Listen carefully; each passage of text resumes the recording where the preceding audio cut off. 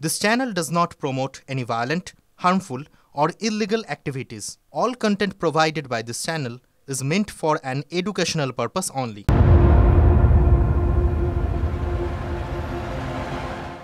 নমস্কার, দেখছেন টিভি9 বাংলা। আপনাদের সঙ্গে রয়েছে আমি তন্নিষ্ঠা।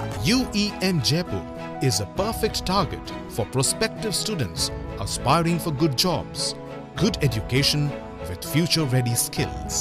স্বাস্থ্য ভবনের সামনে আন্দোলন জারি জুনিয়র চিকিৎসকদের। রাত পেরিয়ে ভোর, অনড় আন্দোলনকারীরা। স্বাস্থ্য সচিবের ইমেলের জবাবে পাল্টা মেল জুনিয়র চিকিৎসকদের। ঊর্ধ্বতন কর্তৃপক্ষের থেকে ইমেল আসা, 10 জনের বেশি সদস্যকে বৈঠকে থাকার অনুমতি দিতে হবে, এই দাবি আন্দোলনকারীদের।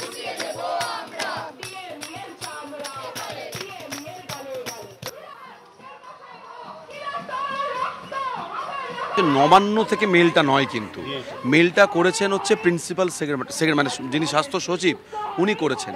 তো ওনারই আমরা পদত্যাগ চাইছি।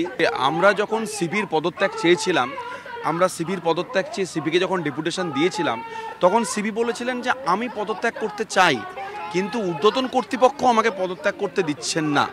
তাহলে এই ক্ষেত্রেও সেরকমই ব্যাপার, ঊর্ধ্বতন কর্তৃপক্ষের একটা প্রশ্ন থেকে যাচ্ছে।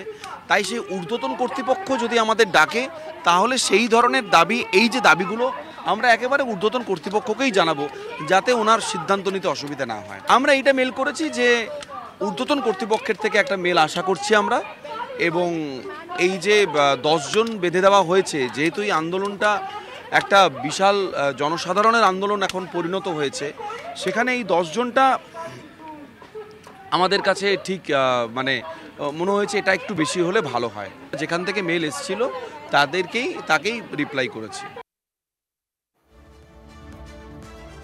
5 দফা দাবিতে স্বাস্থ্য ভবনে রাতভর অবস্থানে জুনিয়র ডাক্তাররা। রাতেই আন্দোলনকে সমর্থন জানাতে স্বাস্থ্য ভবনে এলো তিলোত্তমার পরিবার। মেয়ে বিচার পাবেই, আন্দোলনের মঞ্চ থেকে বললেন তিলোত্তমার বাবা। পরিবার ক্ষতিপূরণ চেয়েছে, প্রমাণ করতে পারবে? প্রশ্ন তিলোত্তমার কাকিমার। পরিবার আন্দোলনকারীদের সঙ্গেই আছে। ধর্নারত চিকিৎসকদের বার্তা তিলোত্তমার দাদার। মুখ্যমন্ত্রী বলেছেন উৎসবে ফিরতে, আমরা সবচেয়ে বড় উৎসবেই আছি, বললেন তিলোত্তমার মা।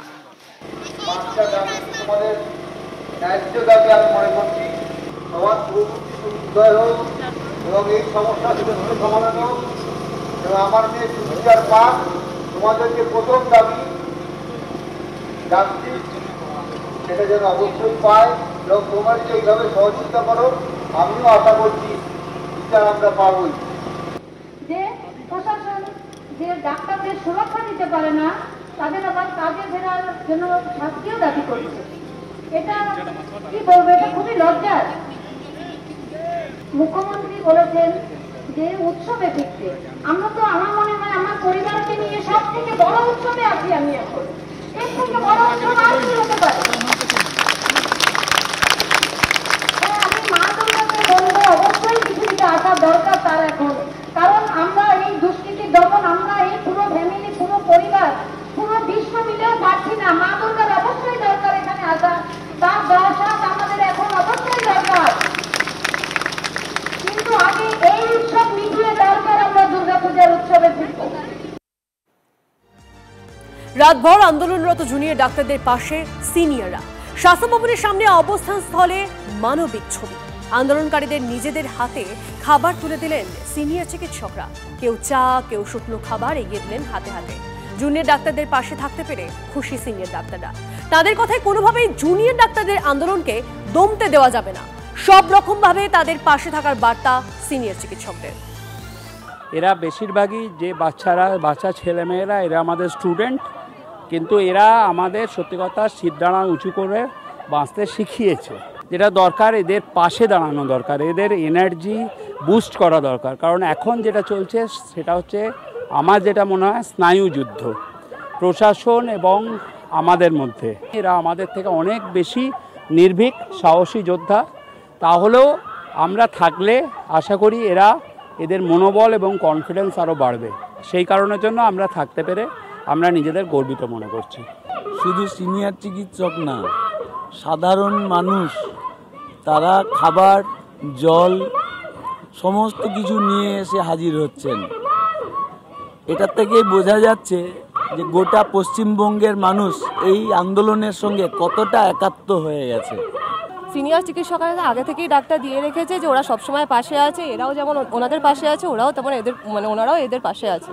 তিলোত্তমা খুনের ন্যায্য বিচারের দাবিতে স্বাস্থ্য ভবনের সামনে জুনিয়র ডাক্তাররা তারা আন্দোলন করছেন, রাতভর তারা আন্দোলন করেছেন।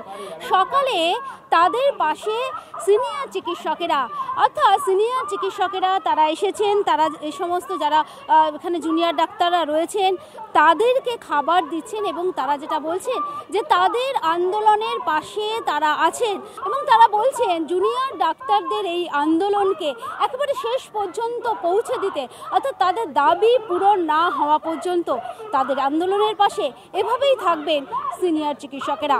ক্যামেরা কল্যাণ মণ্ডলের সঙ্গে সোমা দাস, TV9 বাংলা, সল্টলেক।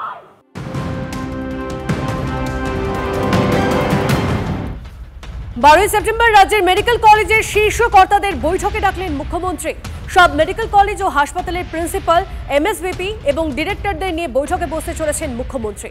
বৈঠকে থাকার নির্দেশ জেলা শাসক, পুলিশ সুপার, কমিশনারেটের CP, CMOH দের।